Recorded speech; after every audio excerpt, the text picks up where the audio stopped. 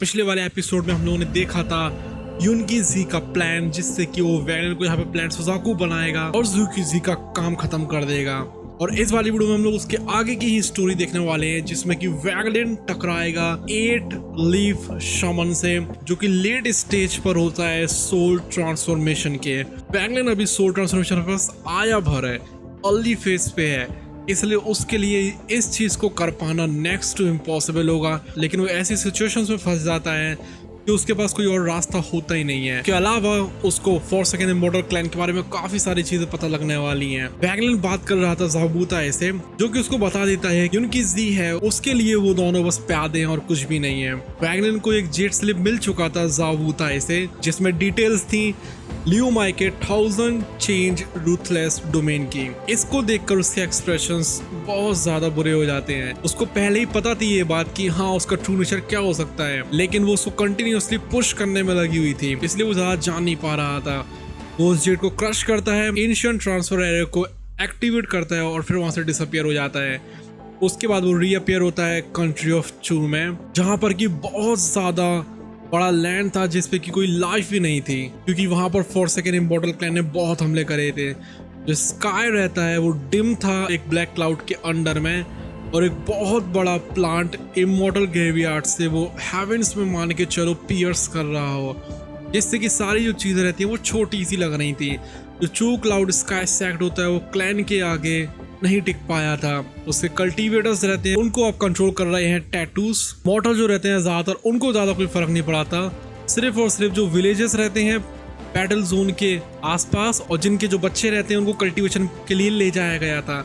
वैगलिन पहले विजिट करता है ज़ाउरू की बर्थ प्लेस को और देखता है कि यहाँ पर कितने ज्यादा स्ट्रेंज प्लांट्स हैं और यहाँ पर लाइफ नहीं बची हुई है। वो इन सब चीजों को देखकर थोड़ा शॉक हो जाता है। वो सोचता है कि वो यहाँ पर क्लाउड स्काई सेट को लिबरेट नहीं करेगा। उसको पता थी ये बात कि अगर उसने ऐसा कुछ करा तो यहाँ पर जो 4 सेकंड इमॉर्टल क्लैन है उसका गुस्सा उसके ऊपर निकलेगा। वो देखता है कि ज्यादातर जो मेंबर्स रहते हैं चू में वो 4 लीफ स्टेज पर है और बहुत कम है उनमें से जो कि 5 लीफ शमन्स हैं। इनिशियली जो वैगलिन का प्लान था वो था फॉरेन बैटल ग्राउंड में जाना, जिससे कि वो वैंडरिंग सोल्स को ढूंढ सके। लेकिन एक थॉट उसके अंदर आती है, जो मेजोरिटी थी 4 सेकंड इमॉर्टल क्लैन की, वो कंसंट्रेटेड होगी सुजाकू कॉन्टिनेंट के ऊपर, और इसलिए चू के पास उन्होंने सिर्फ थोड़े से ही मेंबर्स को छोड़ा है। उसको याद आती है पहले की चीजों के बारे में।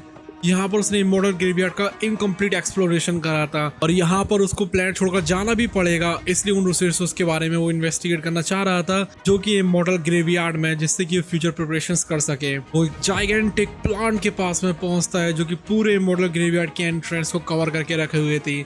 वैगलिन नोटिस करता है उसके इमेंस ऑरा को। एक 5 लीफ शमन उस प्लांट में से निकलता है और उससे वैगलिन का सस्पिशन बिल्कुल क्लैरिफाई हो जाता है। अब जिस टाइम पर वहां से शमन चला जाता है, वैगलिन अटेम्प्ट करता है अपनी स्पिरिचुअल एनर्जी को इस्तेमाल करने की उस प्लांट के ऊपर, लेकिन वो गोल्डन स्पैक्स में बदल जाती है और उससे पता लगता है कि यहाँ पर डिफेंस काफी ज्यादा तगड़ा वाला है। उसके बाद वो सोल ट्रांसफॉर्मेशन स्पेल का इस्तेमाल करता है, जिससे कि एक अवतार बन जाता है वुड कार्विंग से। जो अवतार रहता है वो बिल्कुल प्लांट की तरफ बढ़ता है, लेकिन जो ब्लैक टैटूज रहते हैं ब्रांचेस की वो फ्लैश होते हैं, जिससे कि यहाँ पर जो अवतार रहता है वो पियर्स हो जाता है और यहाँ पर वो फिर से वुड कार्विंग में बदल जाता है। इससे पता लगता है कि जो डायरेक्ट अटैकिंग और जो स्पिरिचुअल एनर्जी है वो बिल्कुल इनइफेक्टिव है। वैगलिन उसके बाद एक्सपेरिमेंट करता है अपने सोल फ्लैग का इस्तेमाल करके। वो डिस्कवर करता है स्पिरिचुअल एनर्जी रहती है और जो फिजिकल अवतार रहते हैं वो रिपेल हो जाते हैं, लेकिन जो सोल फ्रैगमेंट्स रहते हैं उससे अनहिंडर्ड पास कर सकते हैं। इस चीज को देखकर वो काफी ज्यादा इंट्रीग्ड रह जाता है।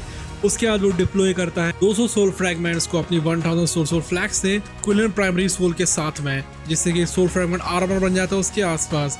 जो क्विलिन सोल रहता है वो मैनिफेस्ट हो गया था गोल्डन ग्लोइंग टैटू की तरह उसके फेस के ऊपर, और इसकी वजह से बिल्कुल सुरक्षित हो जाता है। इसलिए वो चला जाता है मैसिव प्लांट में। उसको यहाँ पर बहुत ज्यादा कोल्ड सेंसेशन फील होती है इस टाइम पे एंटर करता है।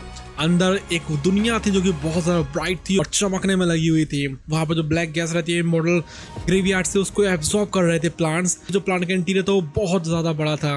वहां पर एक गुफा जैसे स्ट्रक्चर था, उसकी जो ब्रांचेस रहती हैं वो इनफाइनेटली अपवर्ड्स फैली हुई थी, और नीचे था एक family pitch black hole immortal graveyard का जो कि विजिबल था, जिसमें से कि ब्लैक गैस राइज कर रही थी। वैगलिन होल के अंदर चला जाता है। उसकी जो एनहेंस डिवाइन सेंस होती है, जो टेलीपोर्टेशन रेंज होती है उसकी अर्ली सोल ट्रांसफॉर्मेशन स्टेज से, वो उसको अलाउ कर रही थी कि वो यहाँ पर आराम से पहले की 2 लेयर्स को ट्रैवर्स कर जाए, जिसमें कि सिर्फ और सिर्फ कुछ 3 लीफ शमन्स थे। फिर वो पहुंच जाता है 3rd लेयर पर, जो कि साइट रीइंकार्नेशन फ्रूट की, जो कि एक एम्प्टी होल था। उस एंट्रेंस पर पहुंचने पर जो कि थी 4th लेयर की वैंगलिन हल्का छिप जाता है क्योंकि यहाँ पर पावरफुल प्रेजेंस थी। एक जायंट फेस था जो कि रिवील करता है अपने आप को एक 6 लीफ शामन की तरह। वो अप्रोच कर रहा था एंट्रेंस को और उसके पीछे थे काफी सारे दर्जन भरकर कल्टीवेटर्स जिनकी आंखें बिल्कुल उदासी से भरी हुई थी। वैन उनको फॉलो करता है 4th लेयर में। जो 4th लेयर थी वो बिल्कुल ब्राइट थी। 6 लीफ जो शामन रहते हैं वो अपने जायंट फेस फॉर्म में आ जाते हैं और वो कैरी कर रहे थे कल्टीवेटर्स को, जिसमें से कि एक हिडन वैंगलिन भी था सेंटर की तरफ जा रहे थे। वहां पर एक रीइंकार्नेशन ट्री था जिसके ऊपर सर्कुलर लाइट थी, जहां पर कि एक ओल्ड मैन था और उसके चेस्ट में होल था और वो पूरा टैटू से कवर था। एक 8 लीफ जो प्लांट रहता है स्लोली फ्लैश होता है उसके फोरहेड के ऊपर और उसके ऊपर एक कॉम्प्लेक्स एंशिएंट लुकिंग टैटू भी था। करीब दर्जन भर से भी ज्यादा 6 लीफ शामन्स थे वहां पर और कल्टीवेटर्स भी थे जो कि साइलेंटली ट्री के नीचे थे, जो कि देखने में लगे हुए थे। अब जो 6 लीफ शामन रहता है जिसको कि वैंगलिन सीक्रेटली फॉलो कर रहा था, वो एक पर्सन में बदलता है। वैंगलिन अपनी सुपीरियर कल्टीवेशन का इस्तेमाल करता है जिससे कि उनको अनडिटेक्टेड रहे।